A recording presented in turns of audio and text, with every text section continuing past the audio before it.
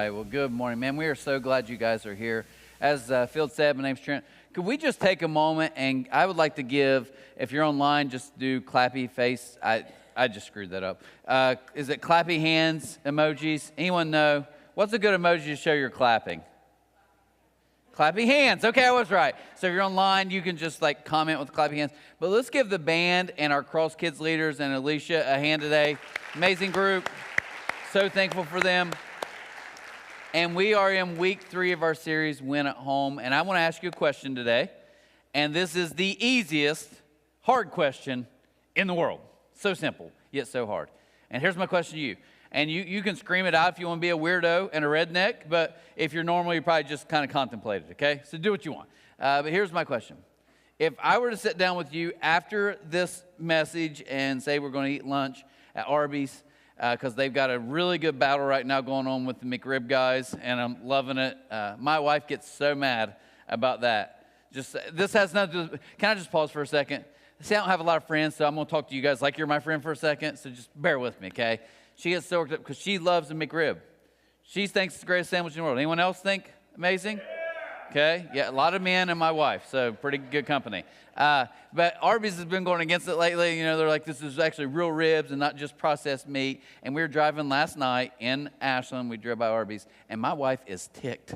I mean, she is ticked, the audacity of these Arby's. But anyway, that had nothing to do with anything. You're dumber for knowing that. You're welcome. Here's a question I would ask you if we were sitting on the. I would say, what do you want? What do you want? Because it amazes me that all of us, myself included, I will spend months planning a vacation that will last 7 days in the summer. And that's fine, do that. But when you really just say, okay, Trent, what matters the most in your life? What do you truly want?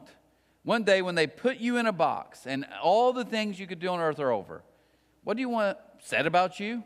What do you want other people to say? You know, of all things, this was very important to him. What do you want? What do you want to happen in your life? What do you want? And it amazes me as I talk to people so much. Most people are like, oh, never really thought about that. Even though we kind of think we know, we really don't know. So my question today is, we're going to look at a story in Luke and Jesus. And it's kind of weird because I think you're going to think you know the point of what Jesus is doing, but I think there's a bigger point to it. And we're going to get to that in just a second. Before we do that, though, I want you to really kind of just pause for a second and think, what matters the most in my life? If a genie came out of a bottle and said, I'll give you 3 wishes, like, what would you really pick? Because for a lot of us, I think if we're honest, we're maybe not chasing what matters most. We're maybe chasing the wrong thing completely.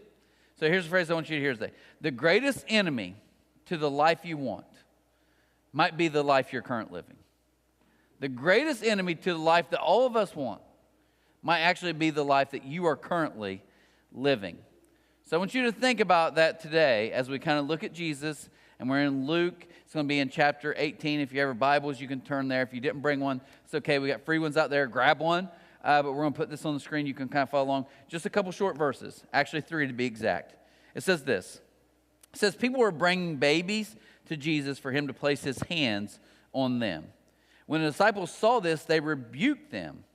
So just so you know a little bit about this culture, we're the American culture. In America, children are very valuable. I partially believe children are so valuable in American culture because we are kind of based, argue this later, but on Christian values. And Jesus in this culture kind of turned it on its head.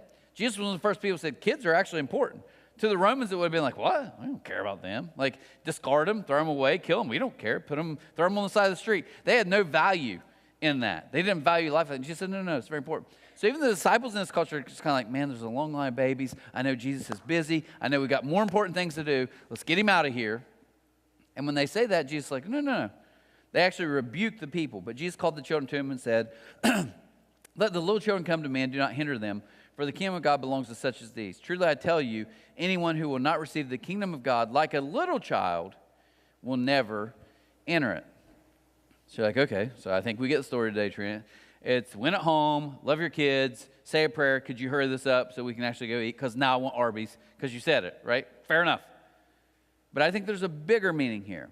And I think what you're going to find, and hopefully we can kind of wrestle with this today, is we live in this lifestyle that is very hurried, rushed, stressed, frantic. If I talk to most of you, it's like the running joke. Hey, how you doing? Good, busy, but good. Most people I know say that. We're very busy. And I think the disciples are like, Jesus, we're so busy. You're literally here to save the world. You're the Messiah. You don't have time for little babies to be putting your hands on them and praying for them. This is below you. And Jesus never hurried. He's like, no, this is what's more important than this. I'm going to challenge you if you're a parent here to ask yourself that question this week sometimes. When you're so busy and you're like, man, I wish I could maybe be playing a board game with them, or I could just sit down and watch a movie with them, but I'm just too busy. This is too important. I'm going to ask you to stop and say, what's more important than this? That's what Jesus said. Jesus was never hurried. In Mark 2, Jesus is getting ready to call his disciples. He's calling a few different guys. And look what it says in Mark 2. It says, as he, Jesus, walked along. So I did this study this week. I was like, I'm looking through all the New Testament. I can't find one time recorded that Jesus ever ran. Jesus walked everywhere. You know why? Because Jesus wasn't rushed. He wasn't hurried. He wasn't frantic. You never see a picture where he's like, some of the disciples smoking a cigarette. He's like, boys, we're in a big hurry, okay? I know there's a lot of healing to do, so move my appointments from 5 to 6. He never did that. Jesus he was extremely busy, but never hurried. Never hurried. Now, I don't know about you, but I have to ask myself this question today. Are you busy? Are you rushed? Am I busy? Am I rushed? Because here's what I want you to hear. If you don't hear anything else, if we follow an unrushed Jesus, hopefully I want you to see this. Yeah, if we follow an unrushed Jesus, and he's our king, and he's the model that we live our life after, then we should be living an unrushed life. And here's where it gets really tough. Some of you are like, Drew, you don't understand. I'm a type A personality. I got to have all my... I get it, because I'm with you. This is one of the biggest struggles in my life. But the bottom line is, if we're going to follow an unrushed Jesus, then our life should be unrushed. So if I look and say, okay, Jesus, you live in an unrushed life, but I don't, that only tells me one thing. I'm not truly following Jesus. Now, you can get mad at that, and online you can turn me off. That's the beauty of there. These people can walk out, but we all can see them. You can just turn it off and move on. But the bottom line is, if we're going to say, I follow Jesus, but I'm so rushed, I'm so frantic, I'm so busy, and Jesus say, then maybe you're not truly following me, because you're chasing so many things that are important. There's a paraphrase. There's a translation, not really a translation, paraphrase called The Message. And it's a guy by the name of Eugene Peterson, and he wrote this, and basically what he did is he tried to just modernize the verses. It's not a word-for-word translation. It's a paraphrase. He just took and said, okay, this kind of works for that. Pretty poetic guy. But I do love the Message version of Matthew 11. This is what Jesus said. Kind of hear this today and just feel it for a second. Are you tired? Worn out? Burned out on religion, burned out on people telling you need to do all these things so God will finally like you and accept you? Are you tired of this? The people in that day would have been like, yes, all the above. We don't like any of this. Come to me. This is Jesus speaking. Get away with me and you'll recover life. I'll show you how to take a real rest. Walk with me and work with me. Watch how I do it. Learn the unforced rhythms of grace. I won't lay anything heavy or ill-fitting on you. Keep company with me, and you'll learn to live freely and lightly. Now, I didn't say this the first service. I almost blew a snot bubble there because they got me. I didn't say this, but I'm going to say it now. If you're honest and you're like me, someone who likes progress and likes getting crap done, if you're like me and you're kind of wired that way, and you honestly read that, your first thought probably is Jesus a hippie? Right? I mean, can you see guys sitting around and it's like, dudes, chill. Enjoy our time together. Enjoy one another. Let us love. Right? I mean, there's a little bit of me like, dude, yeah. Guys who say this don't get anything done. So sure, you do that. But in my world, I've got a job. I've got people counting on me. I've got deadlines. I've got schedules. But let's think about Jesus for a second. The same guy who said that literally in 3 years started a ministry that turned the world upside down. He took 12 guys who would change the world long after he passed away. He was constantly healing. He was constantly miracles in every town. So it wasn't a guy just sitting around doing nothing. He was extremely busy, but he said, no, there's a rhythm here. And if you don't follow it, life is going to burn you out. And I love that because I think for a lot of us today, we need to hear these words. Let me show you how to take a real rest. Let me show you how to walk in the real rhythms of life. See, God created rhythms. That's why we push this win at home, sharing a family meal so much, because God created rhythms in our life. One of those is we have to eat. For some of you, you're so busy. If God didn't create us where we had to eat, you would just constantly work all the time. If we never had to sleep or eat, you wouldn't do either. You just do more and more and more. And it's a reminder. God said, no, you need to stop. You need to eat. You need to rest. Daily, you have to do those things. It's a reminder that God says, hey, I'm still in control. And that's what the family meal is. He said, here's a rhythm. I want you as a family to slow down, stop, put your phones away, and talk. Be there for each other. How about this? Laugh, tell jokes, have fun. This is the life Jesus created for us. So I want to go back to this passage. I want to give you what I call the triple T's, okay? Now, it was kind of a running joke within us, and Taitlin's shaking her head right now. I used to made a joke about the triple T's. I'm going to tickle you. I'm going to tease you. I'm going to give you a temple smooch. Now, none of you know what that means, so it just sounds weird and bizarre and a touch creepy.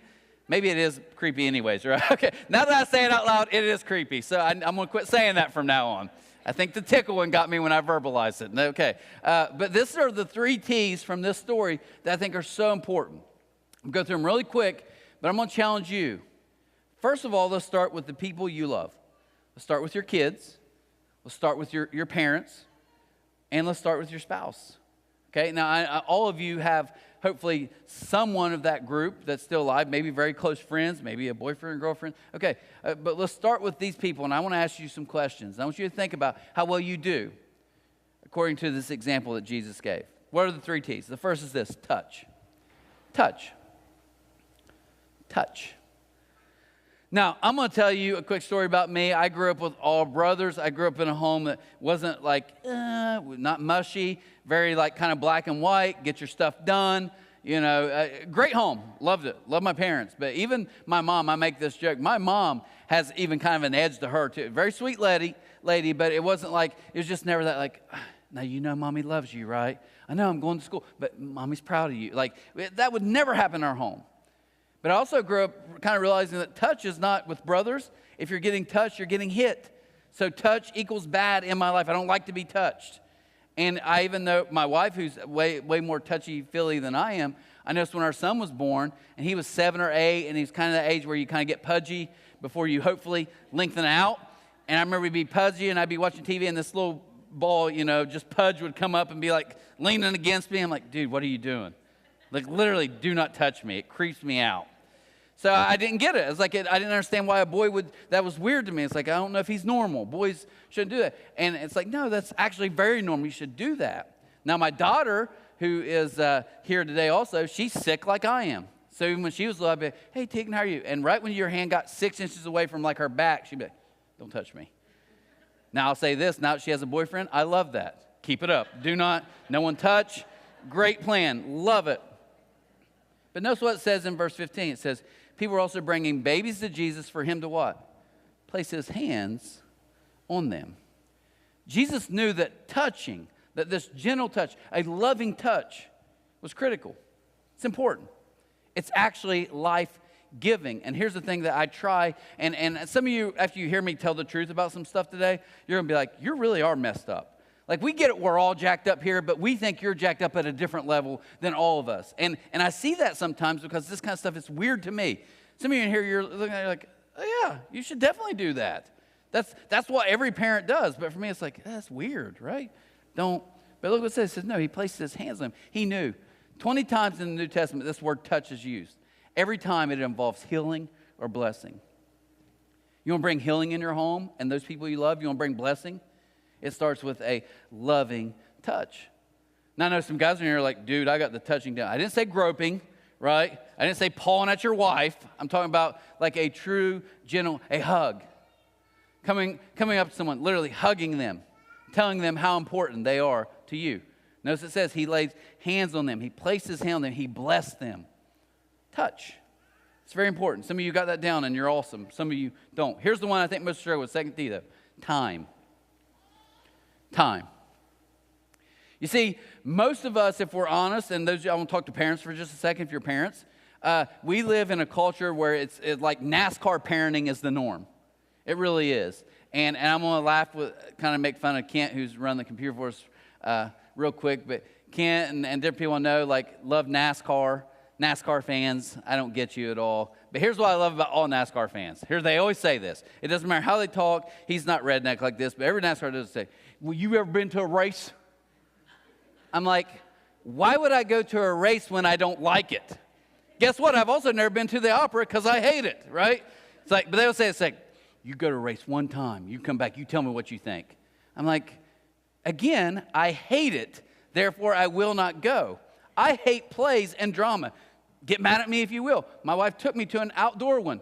Worst time of my life, right? I was trying to sleep in this lawn chair. I was hating my life. No phone service. Then someone's like, no, that's because that's girl stuff. Go to Tecumseh. You'll love it. Nope. Still an outdoor play. Lost interest in about 5 seconds. I think they tomahawk a guy. I was like that. The rest of the part, completely lost, right? That's NASCAR parenting, though. It's like you pull up, pick your kids up at school, kid 1, kid 2, kid 3. You're like, okay, we got soccer, we got football practice, you're just blowing down the agenda. All right, we got to go. Kid's like, hey, Mom, we haven't ate yet. What do we do? There's probably some fries in the back seat. Find those. Scrambling for fries. You're dropping off to practice. Oh, we didn't say hi to Dad. Drive by the house. Hey, Dad. Right? Now, we make a joke about that, but that's how a lot of us parent. Every day, just too pedal to the metal, hard as you can go. And Jesus is saying, no, you need to have time. Look at the next verse. It says, but Jesus called the children to him and said, let the little children come to me. Don't you dare hinder them. Don't you dare take away this time I have with these kids. Some of the most important time in my life. I love that. Don't you dare try to stop me from spending time with them. That's a great attitude to have. That's an attitude I need more of, right? And I know for a lot of you, I'm sure it's kind of the same. Now, my wife is filming today. I say that so y'all can look and see how well I married. I outpunted my zone all day. So young boys, listen to me. You want to follow Jesus? You get a hot wife, okay? Wait, you're chubby, weird looking, gross. No one wants to talk to you. God blesses, amen? No. But here's the thing.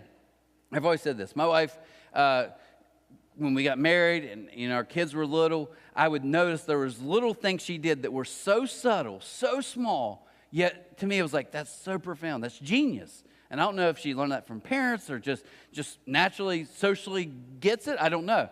It's so good. But she has a thing. I've said a million times, I want you to hear that. If you got kids in here, you need to hear it, especially little kids. She said when they're pretty little, I think she read a book, got in her head, but she said, I'll never tell our kids no. Now, some of you here, I get it. It's like, so when they walk in the store, they get 8 candy bars. No, we told our kids no plenty, trust me. We did all that. But what she was saying was, as long as they're in our home, when one of our 2 children say, hey, will you go outside and play? Will you watch a movie with me? Hey, will you come in here and help me with this craft? Hey, will you help me cook this? Anytime they asked to do something that involves spending time, her rule was, whatever I'm doing, doesn't matter at that point. I'm going to help you.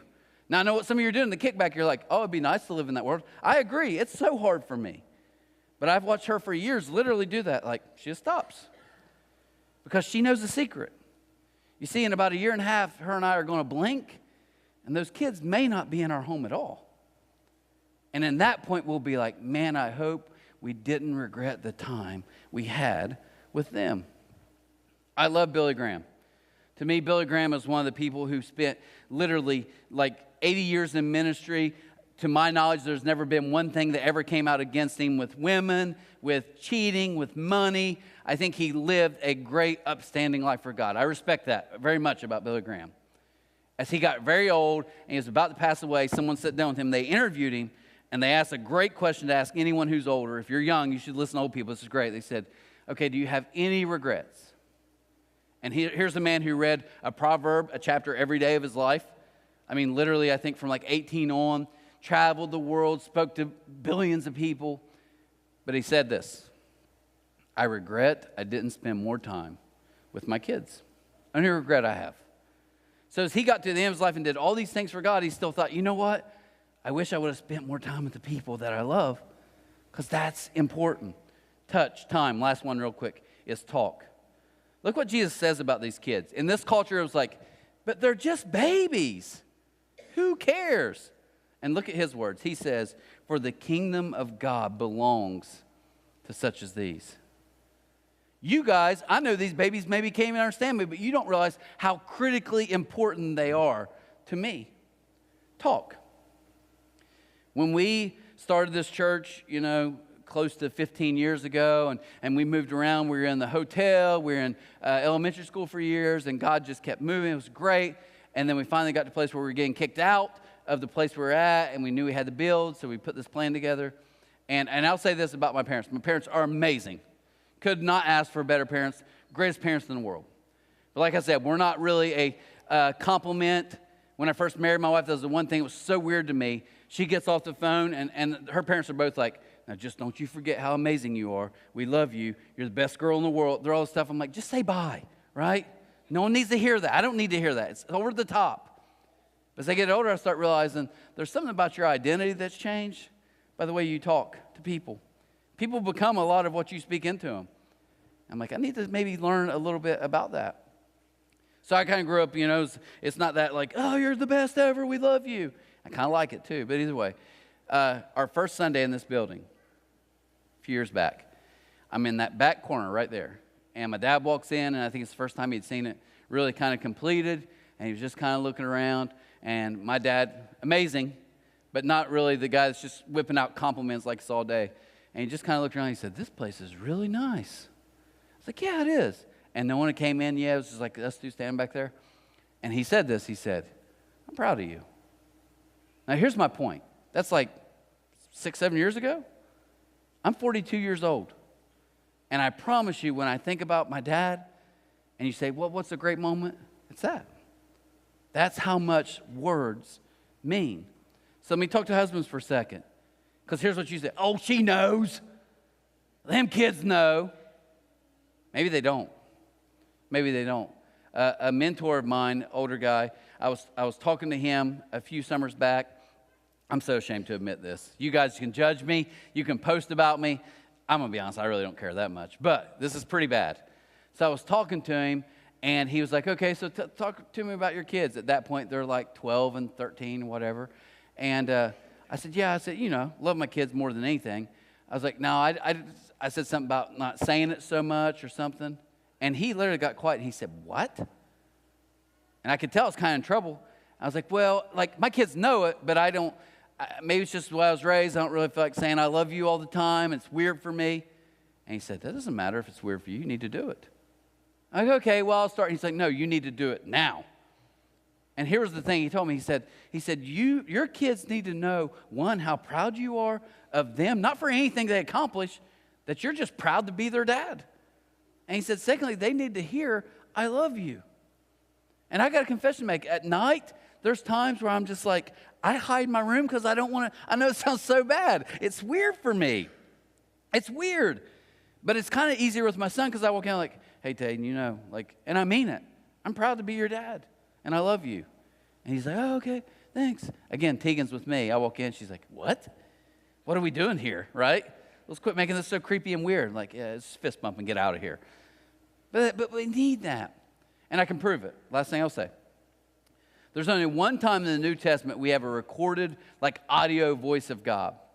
Jesus is getting baptized by John the Baptist, and when he came up out of the water, they say a voice from heaven came down, so people hear this voice, and the voice said this. Think about this. So the time we get one audible kind of clip of God speaking to his son, here's what he says. And the voice from heaven said, this is my son, whom I love, with whom I am well pleased. Your words have life. Your words can also bring death. And the people close to you need to hear you say, I'm proud of you. I'm pleased with you. I love you. They need to hear those things because that's exactly the example the Father gave to his son. So as we get ready to pray today, I don't know about you. Maybe you're great at all three of those. If you are, awesome. Man, we'll bring you up here one Wednesday night and you can do a seminar and we'll all learn from you and we'll figure it out. But I would argue most of you, if you're like me, because of work, because of crazy schedules, all these different things, you're probably lacking in one of those areas. And whether your kids or your spouse tell you, it's hurting them. So it's time for you to make a decision. You know what? The way I touch, oh, I'm not hugging her. We've been married 42 years. I don't think that's an excuse. Oh, I'd tell my kids, but they know how I feel about them. Maybe they don't. That's why those things are so critical for you. Touch, time, talk. So here's what I want to do. I want to give you a challenge. It's just twofold. It's easy, though. I promise it's easy. First is just a prayer. Okay, we're going to put the prayer on thing. If you want to write this down, we'll leave it up for a second. Here's the prayer I'm going to try this whole week to help me kind of get unrushed. And it's real simple. God, help me to walk slowly enough to experience Jesus fully and love people deeply. Because this is what Jesus did. He slowed down enough to truly experience the Father and to love people, to hear people. Now, I don't know about any of you if you're guilty of this, but I'm so guilty of this. Sometimes people will be unloading their problems on me, and this might be a shock to you guys, but in this line of work, you get problems dropped on you all the time. I mean, you're literally, I was shopping the other day, and I'm in this cheap grocery store. I'm trying to hide because it's just weirdos in there, so I'm thinking no one will know me. And I'm walking by, and I see them like, hey, don't even go to this church. Hey, how are you? Good. I'm doing well, just, trying to get some quick things, going to the wife, heading home, trying to get out of there, And they said, glad I saw you. You know my wife left me. I'm like, I see it, A guy who annoys people in the grocery store, you need to fix, but it's like this heavy weight, and it's all the time. But you know what? If I'm honest, sometimes people are talking to me, I'm like, get it out. I don't have time for you. And as I read about Jesus, he never lived that way. He didn't say, hey, we got a schedule, go. These people. He even told people no at times. You might have to do that. He told things no, but he never was rushed with people. So that's my prayer this week. God, help me to walk slowly enough to experience you fully and to love people deeply. Now here's your challenge, okay? Real simple. I'm going to challenge you this week. If you've been taking the family challenge, awesome, keep it up. If you haven't, here's your challenge. Okay, we're going to put a number up there, but the challenge is just for you, real simple. I want you to take time, one meal this week. It may be because your work schedule, lunch, breakfast, dinner, I do not care. I want you to gather all the people in your close proximity, family and friends, the people you're closest to. I want you to share a meal. I want you to eat together, laugh together, talk together. Because that's the rhythm of grace, one of the rhythms that Jesus said. This is what we were designed for. Trent, I've got a 1-year-old and a 2-year-old. It is chaos in our house. Good. Trent, I have a 5-year-old and a 7-year-old, and they're always fighting. Good. Enjoy it. Chill out for a second. Don't discipline at the table. Just have a moment where they say, this is our time to be together. Because those of you with young kids, and we're going to pray, but I want you to hear this. If you have young kids, listen to me. Your kids, when they're little, love being with you. And as a parent of teenagers, let me say this to you. Cherish it. Because there's coming an age where it's almost like a light switches, and they love you, but they want to hang out with other people. So the times they want to be with you, embrace it and love it, because there's coming a time when that doesn't exist anymore. Boyfriends, girlfriends, friends at school, teammates. Embrace it. Time, unhurry. Here's what I'd like to do today. If you would just join me, we're going to pray for a second. If you would just close your eyes. If you're even watching online, I know this is weird, but just join us real quick for a quick prayer. I'm going to ask you this morning. If you're watching online, you can just put a thumbs up, and we want to pray for you. But those of you in here listening, anyone today would be honest and say, Trent, I am trying to follow Jesus, but if I'm honest, my pace of life and what it sounds like Jesus' pace of life are polar opposites. Anyone like to confess that this morning? Need some help? Thank you. Myself included. My hand should be up higher than anyone's. Father, I do pray. Pray you help us to not be rushed. To realize that a life of hurry is not a life you designed us for. Father, I know there's people in here that have demanding jobs. They have crazy schedules. But God, if we're honest, there's a whole lot of us too that on our downtime, we waste it. On our downtime, we prefer to look at our phones as opposed to just talk with our kids or our spouse. God, help us to not be rushed, to not be selfish, to always make time for you, and to love people deeply to listen to people, to slow down, just like you did. A group of babies that no one thought was important, and you completely stop and say, what could be more important? I hope that's said about our lives when we get to the end. Father, I pray for somebody here this morning as we get ready to close out today that maybe they're watching online, maybe they're here in the crowd, but they don't know what true life is because they've never met you.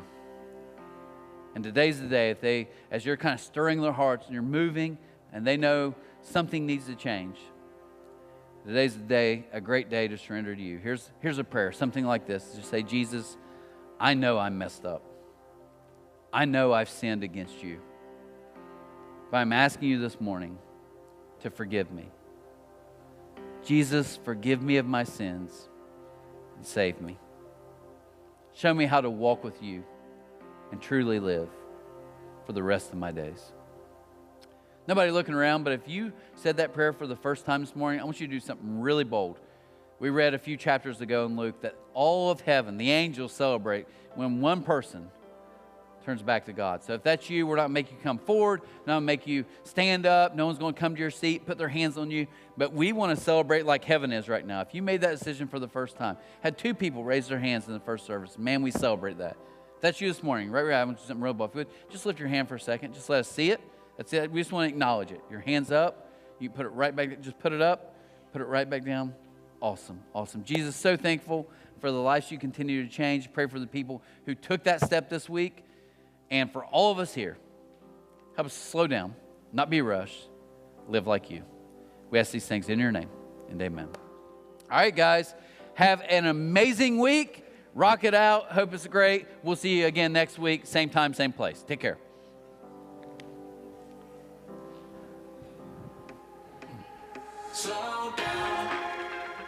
What's up? So.